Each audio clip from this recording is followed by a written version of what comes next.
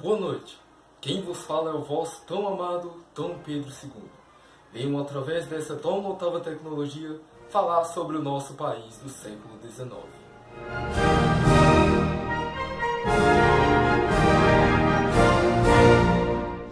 Em 1808, sob ameaças de Napoleão, o meu avô, D. João VI, veio para o Brasil, com a escolta da Inglaterra. Antes de sua chegada, a nossa educação estava baseada apenas nas aulas régias de Pombal, o que obrigou o senhor rei a criar escolas, a fim de atender às necessidades do momento, ou seja, às suas necessidades.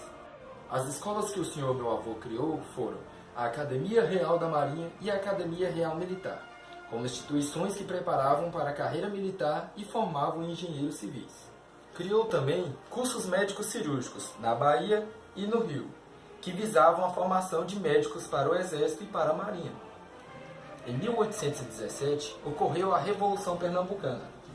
Era um movimento para a emancipação, que eclodiu em 6 de março na então capitania de Pernambuco, no Brasil.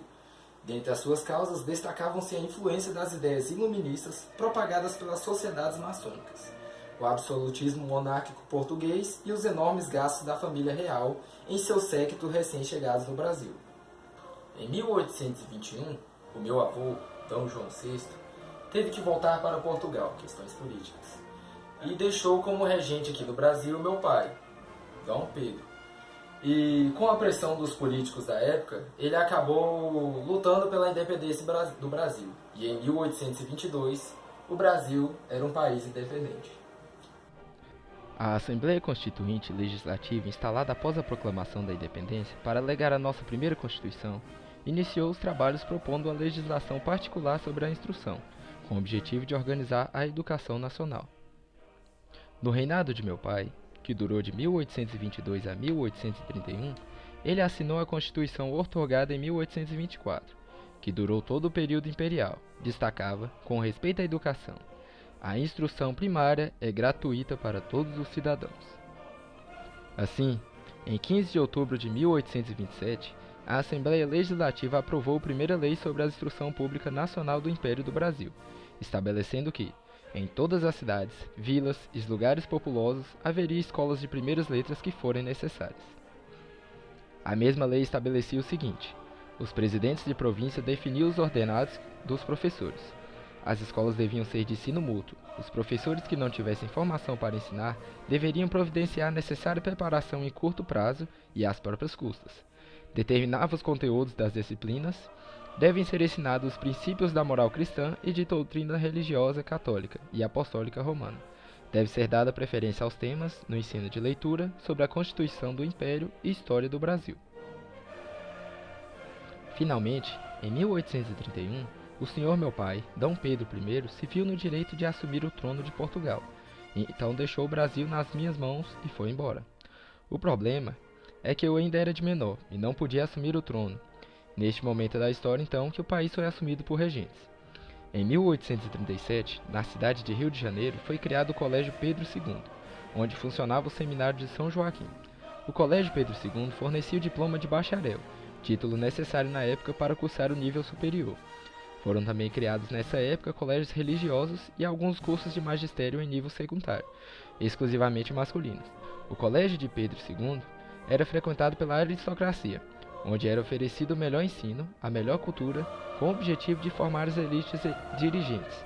Por esse motivo, era considerado uma escola modelo para as demais do país. Com o país cada vez mais em decadência, anteciparam a minha coroação e em 1840 eu assumi o meu dever e me tornei o segundo imperador do Brasil, com apenas 15 anos de idade. Devo dizer que em meu reinado eu mudei muita coisa no Brasil, mas ainda assim havia pessoas que não gostavam de ter um imperador.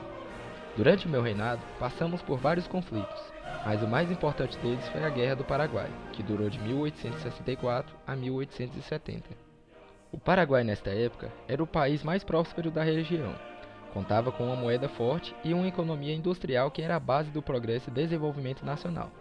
Quando o ditador nacionalista Francisco Solano Lopes chegou ao poder, colocou em prática uma política expansionista que pretendia ampliar o território do Paraguai, tomando terras do Brasil, Argentina e Uruguai.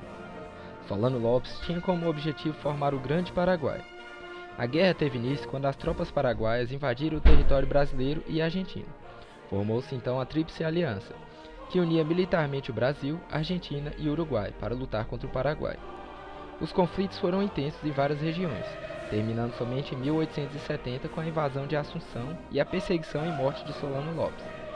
Para o Paraguai, as consequências da guerra foram desastrosas, devido à destruição de sua economia industrial e à morte de cerca de 80% da população.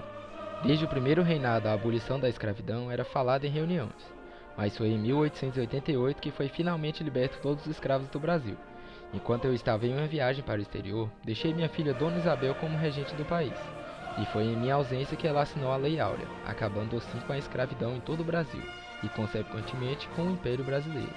Podemos dizer que o que me mantinha no poder eram os grandes fazendeiros, e com a libertação dos escravos foram gerados muitos conflitos. Em 1889, após a libertação dos escravos, os fazendeiros não estavam mais satisfeitos com a minha política, e então proclamaram a República do país, e exilaram a mim e a minha família.